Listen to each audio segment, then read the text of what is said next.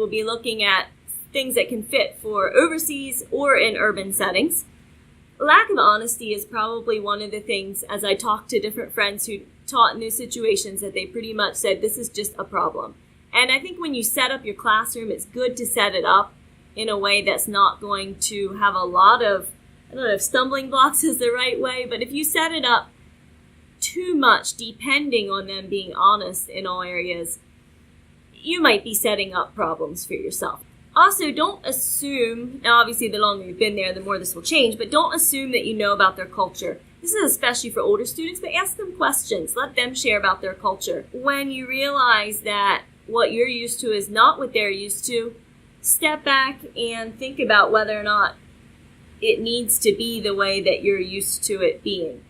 One of the ladies that I talked to said she starts a year with a contract. There's a code of conduct. And this is something that she would send home at the beginning of the year so that there was an understanding of what she was expecting in her classroom. The child signed it, the parent signed it, and the teacher signed it. And that was something she could go back to and say, we agreed upon this. I taught with a co-teacher who we had a lot of trouble with the students being late in the morning. And she just made phone calls. Well, your child's late this morning. Where are they this morning? I'm not seeing them yet. And she just started making phone calls, and you know what? It changed. The students started being on time. Maybe communicating with the parents and doing a good job of that will change some things that you didn't even think could change. This actually comes from New York, from the Followers of Jesus School. If they're having a severe problem with a child, they will, when they're getting close to the point of expelling the child and telling them they can't come back anymore, they'll probably meet with the parents or talk to them on the phone and tell them that if they want their child to stay in school, they're going to have to come into school and sit with them for a while. And I think from what I hear, that's usually effective. Affirm them often. They really need to hear the good job and thank you for doing that. And I'm glad to see you here today. When you have children from homes like this, you need to be very intentional and have a plan set up step by step, exactly what is going to happen. And they need to know about it. So here are some ideas. They need boundaries. They need to know what they are. Have a system. And I think it should be based on rewards wherever you can rather than lots and lots of punishments. But you're probably going to need to have both parts. For younger students, you might use something tangible. These are some ideas. Happy sticks, which were popsicle sticks with a smiley face drawn on the end. Magnets, tickets, tokens, pennies, something small that they can see. The idea in here is that you would give 3, I'm just going to use happy sticks as my example here. Give them 3 happy sticks a day. One lost maybe is just a warning. Nothing happens, it's just a warning. Second one lost is some of their recess time. A third one might be more serious consequences. And perhaps if they keep all their happy sticks and don't lose any, they get 2 M&Ms at the end of the day. It's actually amazing. I gained that from a co-teacher in Grenada, who handed out, they weren't called M&Ms in Grenada, they were called cheers, but they got 2 little cheers. These were 3rd graders at the end of the day, if they kept all their happy sticks for the day. And you would think, well, what 3rd grader cares about 2 little M&Ms? But they were pretty important to them. For older students, again, it's often still good to have something tangible that they can get their hands on, something that they see growing or diminishing according to their behavior. Maybe tickets or tokens would be a little bit better idea than happy sticks or magnets, perhaps. And there, instead of having rewards at the end of the day, you can usually wait a little longer. Maybe it's tickets that can be saved to the end of the month or the quarter and spent for privileges and prizes.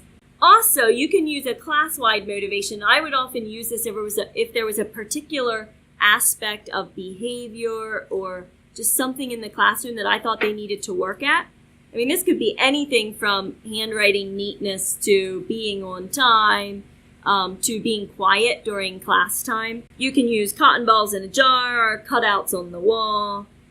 Just, again, something tangible usually helps, even if they are a little older. I have some privilege ideas here.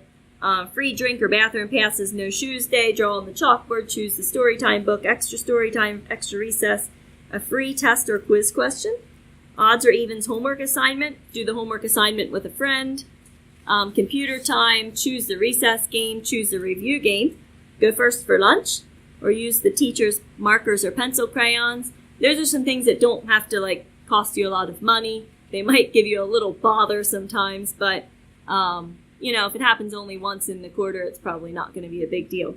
Sometimes losing privileges, especially for older students, is a good consequence.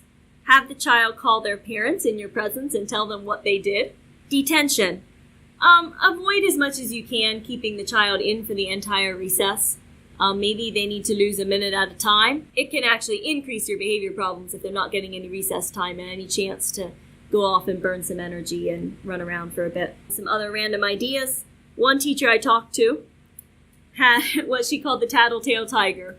She had, I think, a tiger hanging in the back corner of her classroom, and for those students who kept coming and arguing over this and that, this is probably recess disagreements, little disagreements between students, she'd say, you two, it was both the offender and the one who was offended, you need to go tell the tattletale tiger about it. And the two children would go back, and they were expected to stay there until they had worked out their differences.